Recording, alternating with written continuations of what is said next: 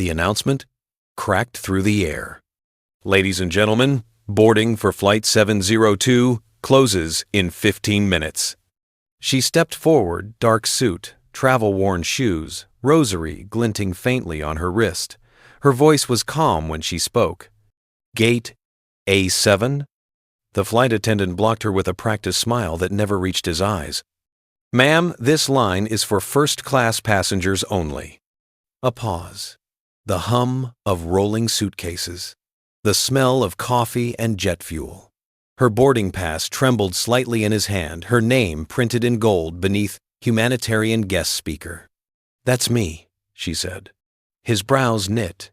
Are you sure? This isn't for... For who? A few heads turned. Someone's phone camera clicked on.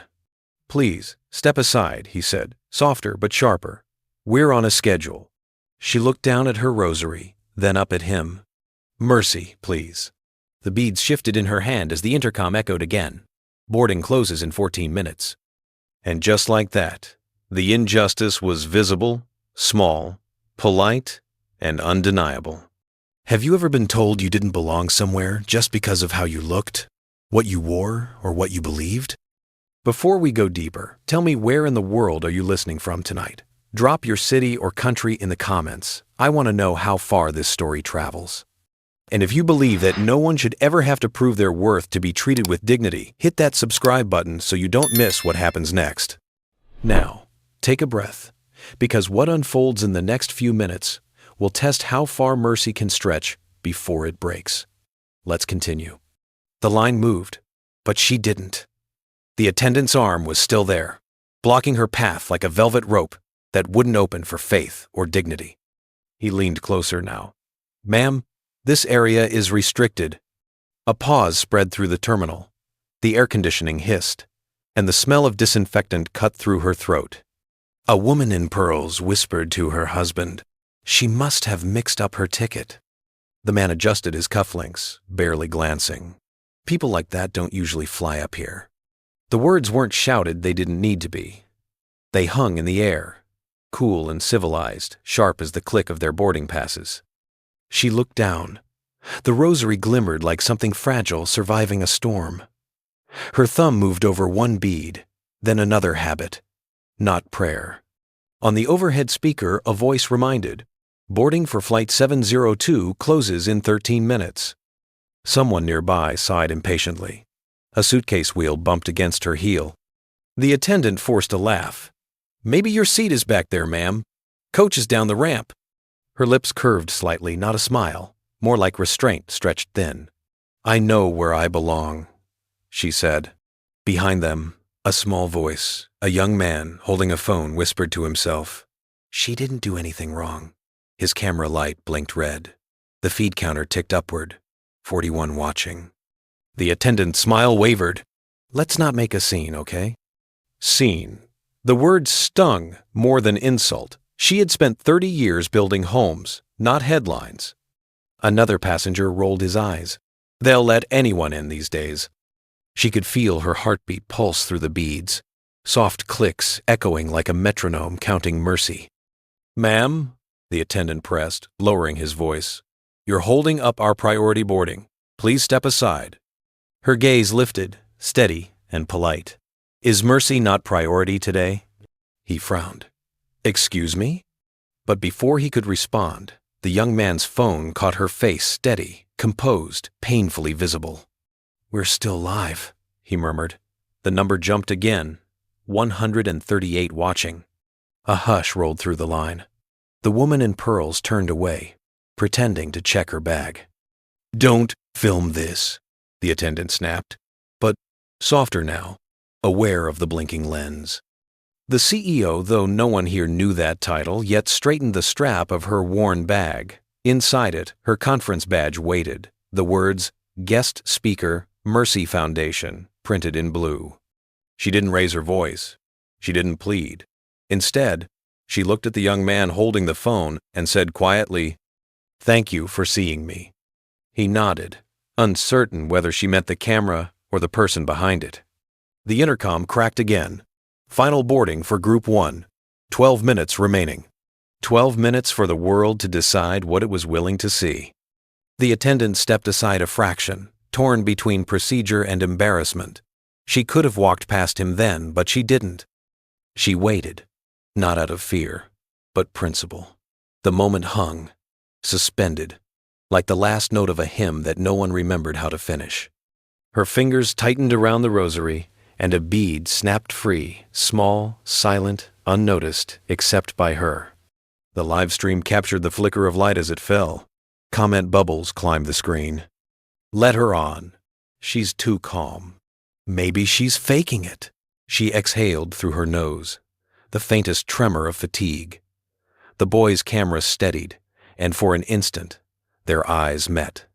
In that reflection, she recognized the same quiet terror she'd once seen in a soup line, people unsure whether to help or to look away. The loudspeaker flared again. Boarding closes in 11 minutes. She whispered, barely audible, then let the truth board first. And still, she didn't move. The air thickened.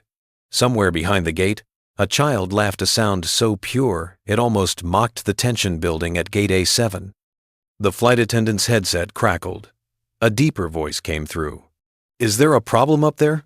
He turned his head. Just a misunderstanding, sir. Moments later, the crowd parted slightly as a man in a dark vest and polished shoes approached, clipboard in hand, voice smooth as glass. Good morning, he said, smiling at her, as though soothing a difficult customer. I'm Mr. Reynolds, flight manager for this route. His tone was dipped in professionalism, but the subtext was cold. You're causing trouble. May I see your boarding pass, ma'am? She handed it over without hesitation. The rosary clinked against the plastic sleeve. He studied the pass longer than necessary. First class, seat 2A. That's quite a seat. Yes, she replied. It was a donation from your airline, actually. Ah, he said, glancing at her attire. A goodwill gesture, I suppose. She tilted her head. Goodwill is a form of currency too, isn't it? For the first time, he blinked. Of course. We just have procedures we must follow. Behind him, the young man with the phone whispered to his viewers. There's a manager now. They're double-checking her ticket. The counter leapt. 5,042 watching. Comments rolled. This looks bad. He's patronizing her. She's too calm, it's power. The manager's radio buzzed again. 10 minutes to close, a voice said. He nodded, still holding her ticket, still smiling. You understand, I hope, ma'am. These are just policies. We have to be careful who we let board first class. Careful, she repeated. That's a gentle word for fear. The hum of the terminal dimmed. Even the coffee machines seemed to hush. Reynolds cleared his throat. I assure you, it's not fear. It's procedure. Procedure doesn't look me in the eye, she said softly. People do. The live stream caught that line. The chat exploded. Write that down. Procedure doesn't look me in the eye. Damn, this woman's a poet. The attendant beside him shifted uneasily. Sir, maybe we should... No, Reynolds interrupted. We'll resolve this quietly. He turned to her again, lowering his tone as though to a child. Why don't you have a seat over there while we verify your ticket? Her gaze never moved. Is that what you call mercy these days? A waiting chair? He hesitated. I call it courtesy. Courtesy without justice, she said, is just a softer form of cruelty. The boy behind the phone gasped audibly. The number jumped. 5,903. A woman in the back whispered, She's right. Another murmured, But she's pushing it. Reynolds felt the shift of public air, the invisible weight of eyes. Ma'am, he said, trying to regain authority, I'm only doing my job. She let the silence rest just long enough to hurt. So am I. He frowned. And what job is that? She looked at her reflection in the gate's glass panel, the black suit, the silver hair, the quiet posture of a woman who had seen too much and forgiven more, reminding the world what mercy looks like. The radio cut through again. Final 10 minutes. All remaining passengers proceed to gate. Her lips barely moved. Then I suppose you'd better decide what your boarding policy or conscience. For a heartbeat, even the live stream held still. Then came the sound of beads brushing her wrist. A soft click, steady and relentless, like seconds counting down faith. The crowd began to thin. Those already checked in rolled their bags away, leaving the echo of wheels and voices bouncing off the terminal glass. No one spoke to her now. The tension had been so loud that silence felt like a physical weight pressing against her ribs. She stepped aside not out of surrender, but space. A few feet to breathe. The rosary slipped fully into her palm, warm from the friction of her skin. The last bead she'd held between her fingers gleamed like an ember, and she found herself whispering to it as though it could listen. I've walked narrower aisles than this. The words were almost soundless, yet they seemed to hang there, trembling with memory. A gust from the air conditioning lifted the hem of her jacket, the smell of ozone mixed with brewed coffee, sterile, familiar, unkind. She sat on the low rail near the window, legs steady, spine straight. The live stream camera stayed fixed from a distance. The young man behind it hesitated, torn between continuing and giving her privacy. Do you want me to stop? He asked softly. She didn't look at him. Would stopping make it less true? He didn't answer. The red light stayed on. In the glass reflection, she saw herself doubled one figure in the present, one ghost behind it. The ghost wore a habit, white and simple, standing in the convent garden where morning bells used to ring. There had been a day like this, years ago. She'd stood before a gate, then two wooden, painted blue, locked by hands that claimed to love her. They'd told her she was too bold to be a nun, that mercy had rules, and she broke them by questioning power. Mercy is obedience, the abbess had said. Mercy, she'd answered, is courage when obedience fails. The memory faded as the boarding speaker hissed. 10 minutes remaining for Flight 702. 10 minutes. The same number she'd counted in Hail Marys once, kneeling on cold tile. Her thumb brushed the broken bead she'd lost earlier, now lying somewhere on the airport floor, a fragment of faith among strangers. She smiled faintly, the kind of smile that came not from victory, but from understanding the limits of pain. From the corner of her eye, she saw Mr. Reynolds still talking into his headset. He avoided her gaze. Every few seconds, his eyes flicked to the camera's red light. Anxious now, calculating optics. She thought, he's trapped too. The system that told him who mattered and who didn't, he carried its chains like polished jewelry. She remembered something from Scripture. What you bind on earth shall be bound in heaven. And she wondered if rules, too, were a kind of binding. Ma'am, the young man whispered, people online, they're asking who you are. Her eyes stayed on the window. Tell them I'm a traveler between mercy and mistake. Outside, a plane lifted into the gray sky, the engines roaring just long enough to shake the glass. It reminded her of choirs, the kind that made the heart ache for something better than fairness. The boy looked at her, almost reverent. They think you're brave. She shook her head slowly. Bravery is noisy. This is something quieter. He didn't understand. Not fully. But he nodded anyway. And for a moment, they sat together in shared stillness.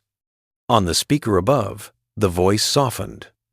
Boarding for first class resumes shortly. Resume's such a fragile word, as if mercy could pause and start again on command. She rose, smoothing her jacket.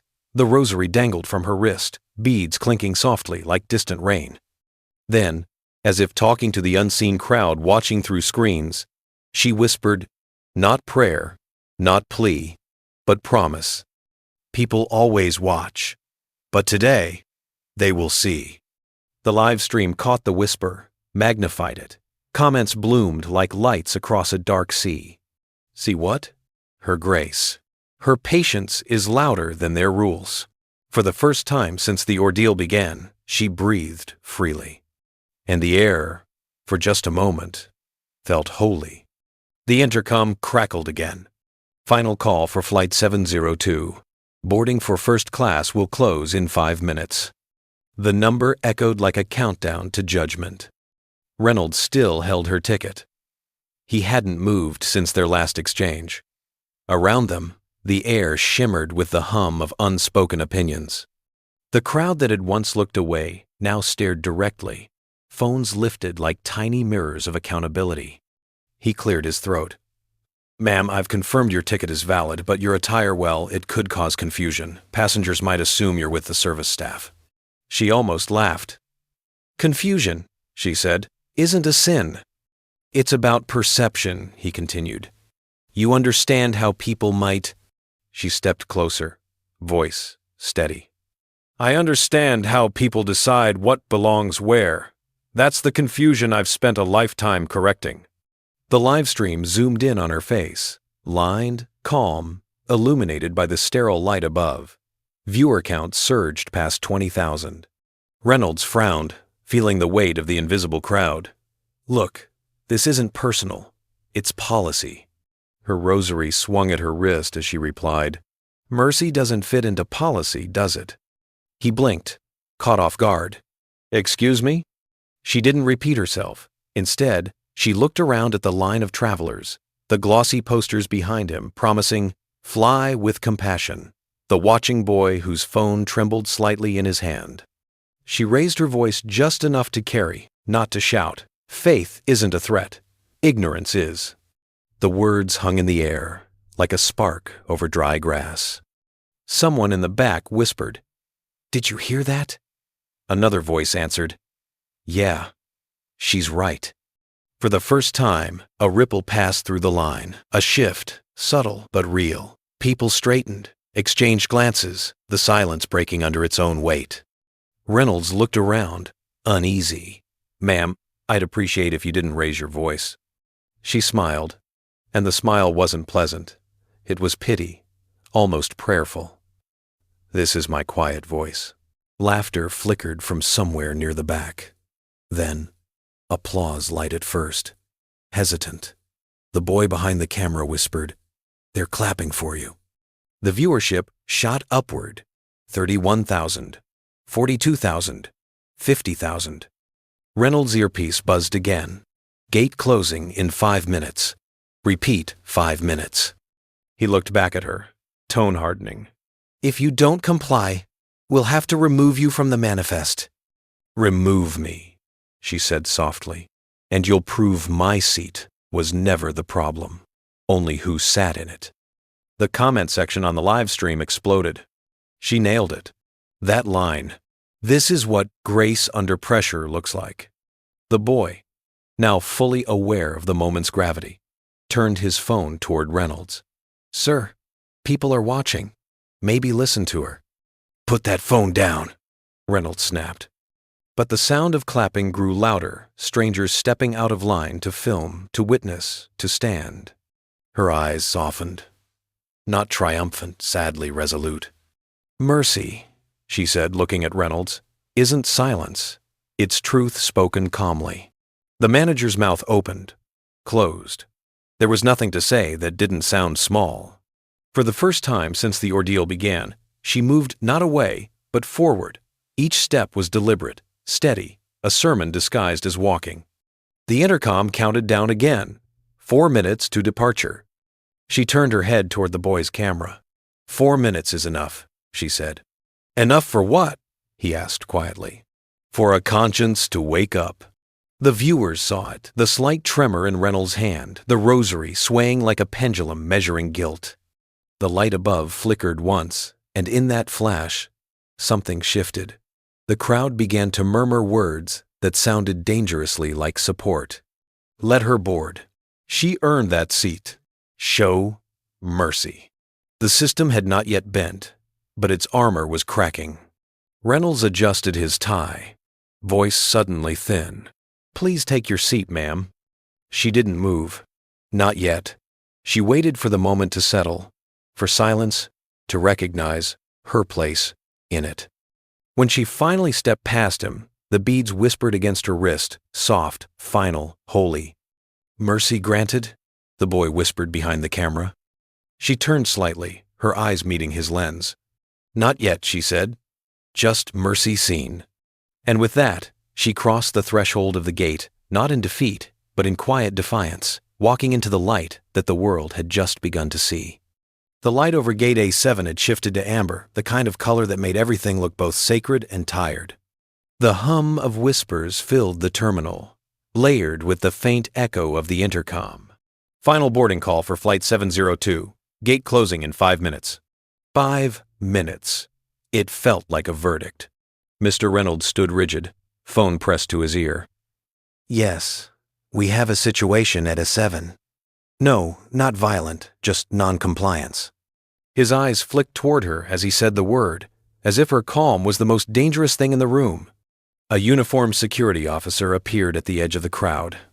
The air thickened again, the kind of stillness that precedes a bad decision. "Ma'am," the officer began, "we've been asked to verify your ticket and identification." She handed both over, steady. "You'll find I'm not a threat, officer. Not even to your schedule." Her voice carried just enough grace to sound disarming, but the crowd heard the sting beneath it. The young man with the phone whispered, 80,000 watching now." Reynolds stiffened. "Turn that off." "No," the boy said. "They deserve to see this." The crowd murmured in agreement, tiny sounds of courage gathering mass. The officer looked between them. "Ma'am, this could have been avoided if you'd just followed instructions." She tilted her head. "I did. You just didn't like where they led." The comment section flared. "This woman is poetry. She's winning without shouting. Mercy granted trend that." Reynolds rubbed his temple. "Look, I don't make the rules.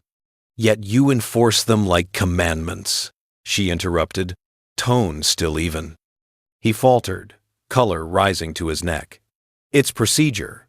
"Procedure doesn't look me in the eye," she said again, echoing her earlier line.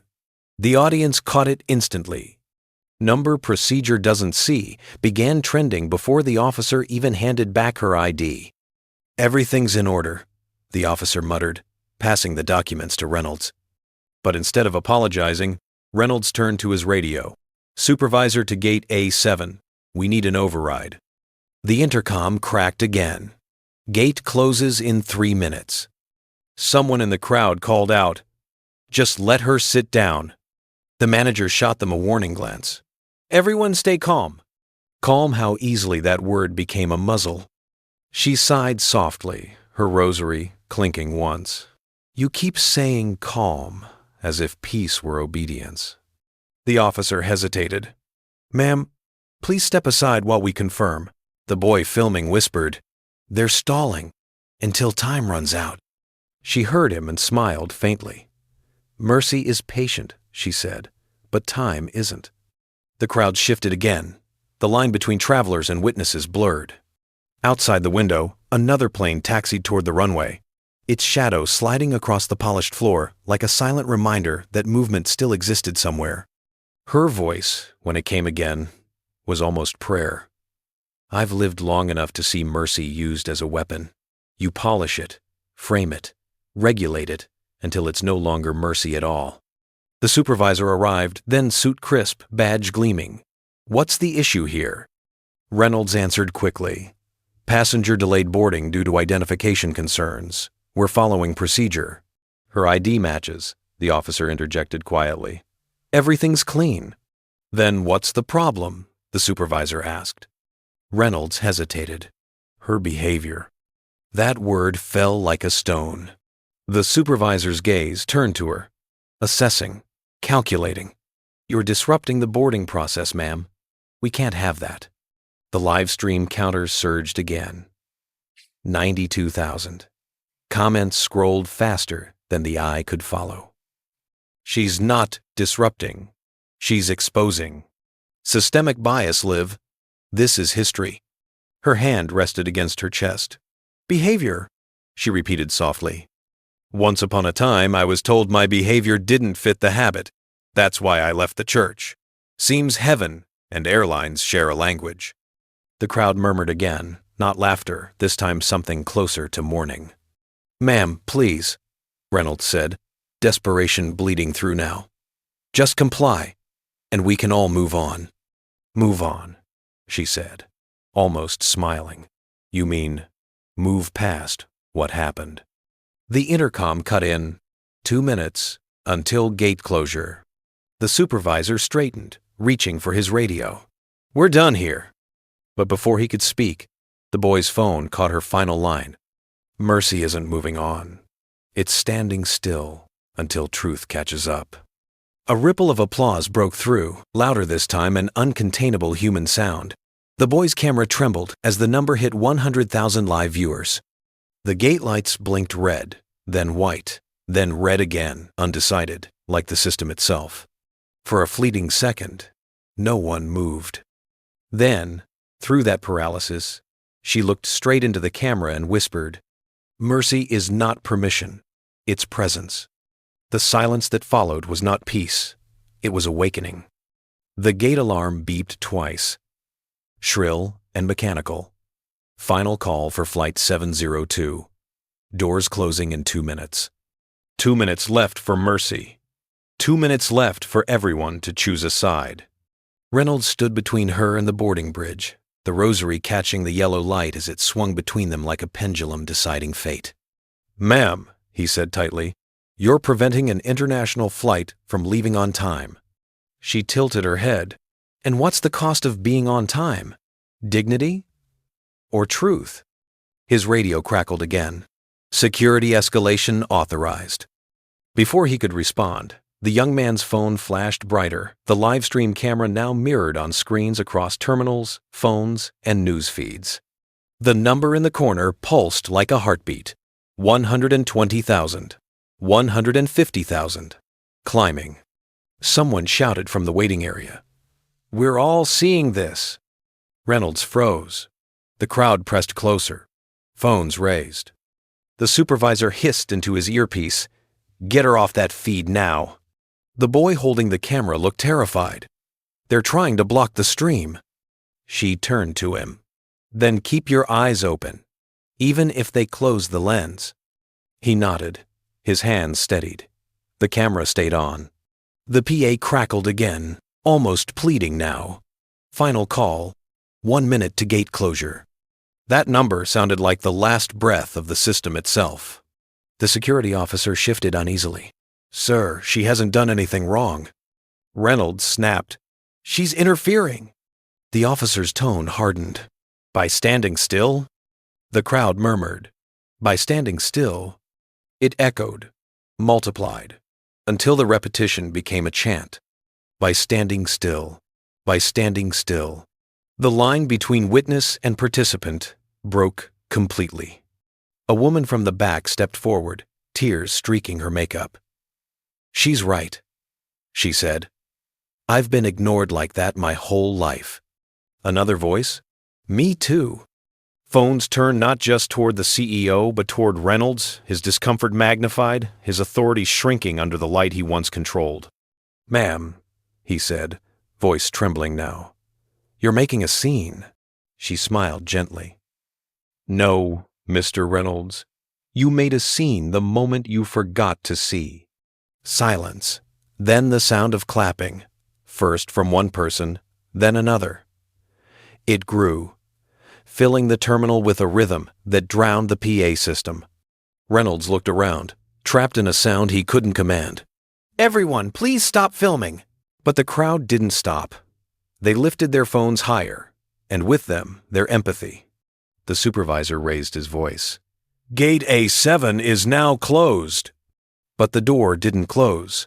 The pilot, standing unseen till now at the bridge, stepped out.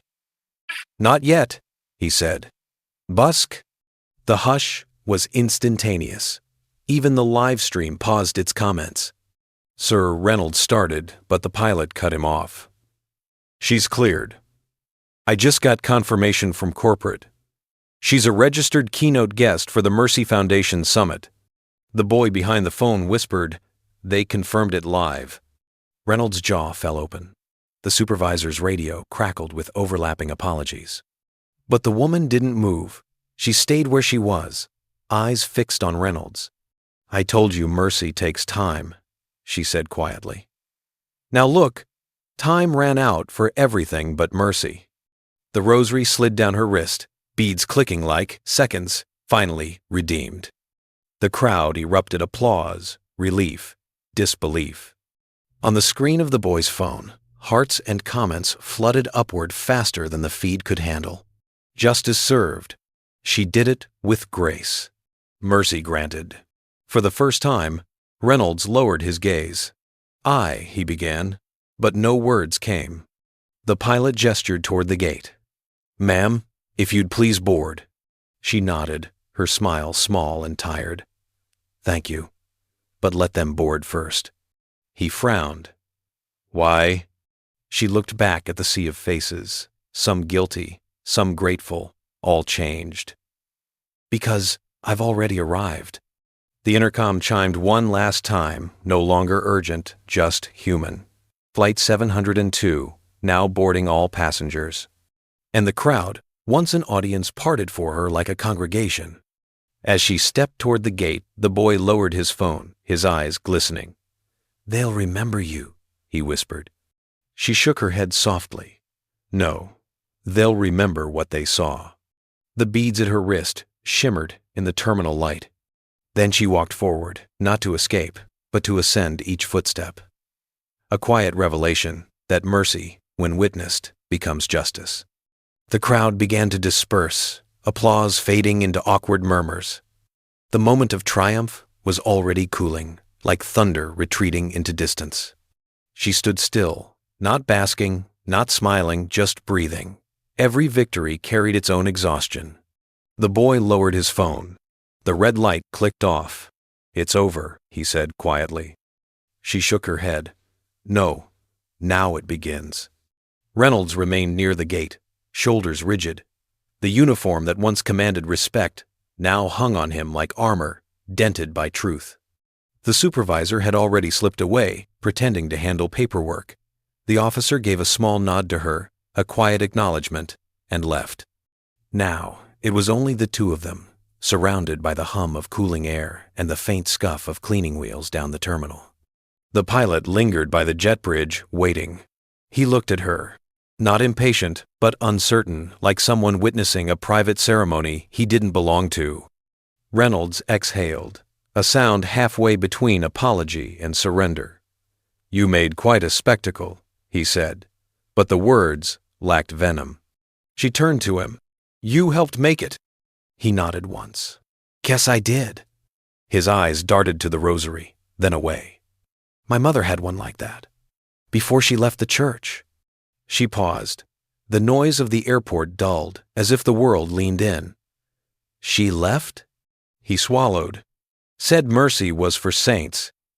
She wasn't one. And you?" A small, humorless laugh escaped him. "I stopped believing in mercy the day she walked out." You can only forgive so many times before it feels like losing. She studied him, really saw him now. The sweat on his forehead, the tremor in his fingers, the hollow behind his composure. "I left too," she said. "Not because I stopped believing, because I saw how easily people use faith to justify cruelty." Their eyes met. For a moment, the line between them blurred two exiles of the same word. He broke first, voice trembling. "I wasn't trying to humiliate you. I just follow rules. Keeps me safe." "Safety isn't the same as peace," she replied.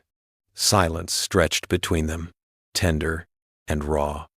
From behind, the boy whispered, "People are still watching. News crews are coming." Neither of them turned. She slipped the rosary off her wrist and held it out. "Here." He stared at it, stunned. "Why?" "Because mercy isn't something you keep," she said. "It's something you hand back to the world, even when it bruises you." He didn't reach for it. Not yet. His jaw clenched, as if the gesture hurt more than the humiliation. "You shouldn't forgive me," he murmured. She smiled faintly. "I didn't. I just stopped holding you hostage in my heart." He blinked hard. For the first time, the man looked small, not from shame, but from being seen too clearly. The boy's phone vibrated. Messages scrolled across the dim screen. Why is she talking to him? He doesn't deserve it. This is the mercy she was talking about. She turned toward the camera, as if sensing the eyes still upon them. "You wanted justice," she said softly. "Here it is. It doesn't look like vengeance. It looks like two people still standing." The boy swallowed hard. "They're listening." "I know," she said. "That's why I'm whispering." Outside, the sun had slipped low, streaking the glass with gold. The terminal light reflected off the rosary, scattering fragments of light across the floor, tiny stars trembling on the tiles. Reynolds finally reached out and touched the beads. Just one. It was enough. She turned toward the plane, shoulders heavy, but eyes calm.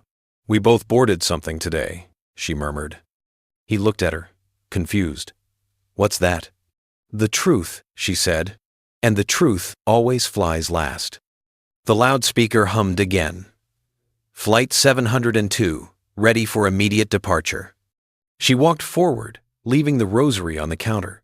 Behind her, Reynolds stood still, staring at the light it caught. And for the first time in years, he bowed his head not to policy, but to mercy. The cabin lights were low, soft gold against steel. The hum of the engines filled the air like a steady pulse. She sat in seat 2A, the one that had caused all of it, its leather now cool under her fingertips, its silence strangely heavy. Across the aisle, the flight attendant, the same one who had stopped her at the gate, walked past, avoiding her eyes. His steps were careful, measured, as if each one cost him a breath. Passengers settled. The usual choreography of departure unfolded. Safety briefings, murmured apologies, the rustle of magazines. But here, between them, time held still. He stopped beside her row, pretending to adjust the overhead compartment. His hand trembled slightly.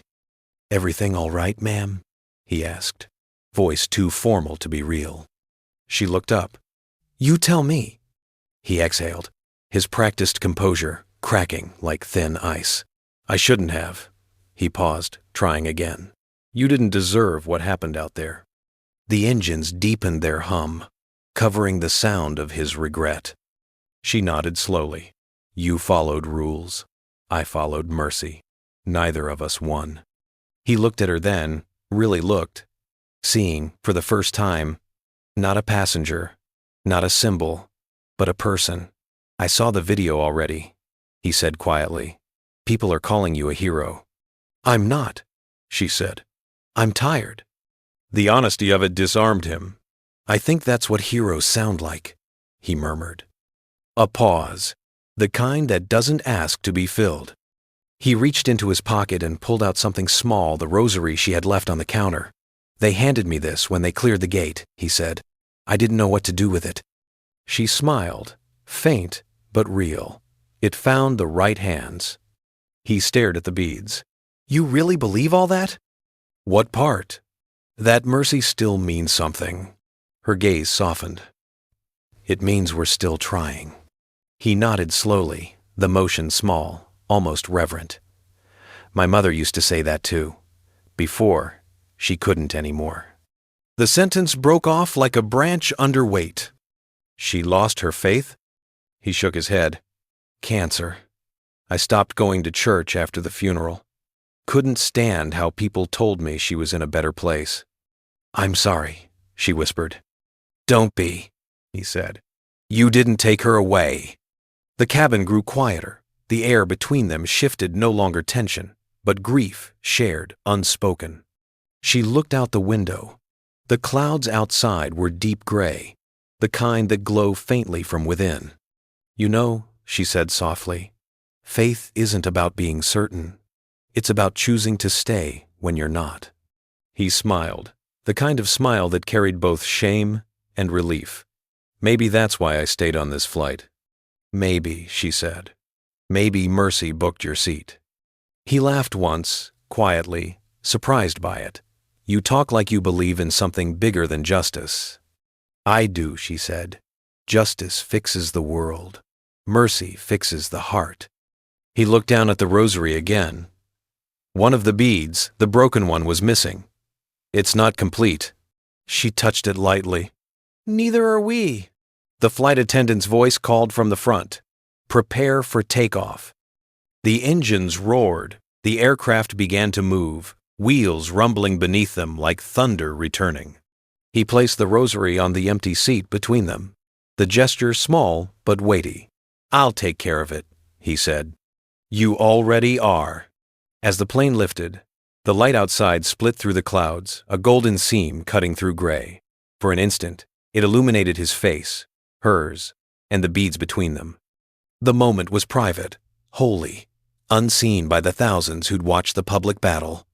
For the first time, there was no camera, no crowd, no countdown. Only two people sharing air that finally felt clean.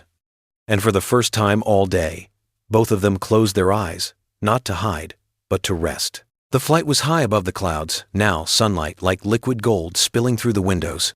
For the first time all day, the world below was small enough to forgive. She sat by the window, eyes half closed, the hum of the engine steady as breath. The rosary lay on the tray between her and Reynolds, neither of them touching it, as if it belonged to the air itself. A soft chime broke the quiet. The captain's voice came through, calm and measured. Ladies and gentlemen, this is your captain speaking. Our airline wishes to acknowledge and apologize for an incident that occurred during boarding today. Effective immediately, a review of our passenger treatment policy will begin upon landing. Gasps rippled down the cabin, soft, stunned, like wind across grass. Reynolds froze. They're already auditing? She nodded slightly. The system heard the crowd. He looked at her, eyes wide, uncertain whether to feel relief or shame. That's fast. Mercy works faster than punishment, she said, because it doesn't wait for approval. He almost smiled. So, that's it then. You win. She turned her head toward the window, the horizon bleeding orange into blue. No, we both do if we learn something.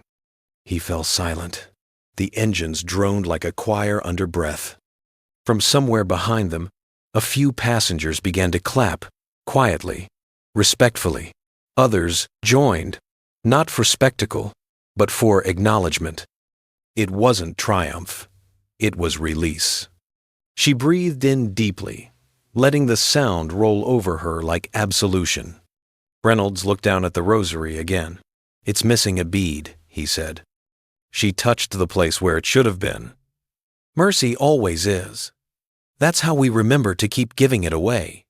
A faint smile crossed his lips. You know, I used to hate that word. And now? He looked out the window. Now it feels heavier, like it means something again. She nodded. That's what truth does. It restores the weight of words. A tone chimed overhead, signaling dissent. The sunlight broke full across her face now, warm, unflinching. Reynolds cleared his throat, almost shy. I don't think I ever said it, thank you. For what? For not making me the villain. She met his gaze. You did that yourself. I just stopped letting you stay there. He laughed once, quiet, surprised. You're a difficult woman. I was a nun, she said dryly. We specialize in difficult grace. The laughter between them was soft, brief, cleansing. As the plane dipped beneath the clouds, her reflection merged with the sky outside a face both weary and light. The intercom sounded again. We'll be landing shortly. On behalf of our crew, thank you for choosing Mercy Air. She blinked at the irony and smiled. Her hand brushed the rosary, then pushed it gently toward Reynolds. Keep it, she said. I can't. You already did, she replied, eyes closing. The engine softened, the cabin hushed. From the aisle, the young man with the phone now seated caught her eye. He mouthed, Mercy granted? She nodded once, serene. Mercy granted. Outside, the sky opened wide, the horizon endless. And somewhere deep within that silence, where justice met forgiveness, the story finally landed. So tell me, how did this story make you feel? Did you see a piece of yourself in her or in him? If you believe mercy still has a place in this world, leave a comment below. Let's talk about what justice looks like when it wears a human face. And before you go, tap like, share this story with someone who needs to hear it, and subscribe for more real stories that begin in pain but end in truth. Because sometimes the quietest acts of mercy speak the loudest.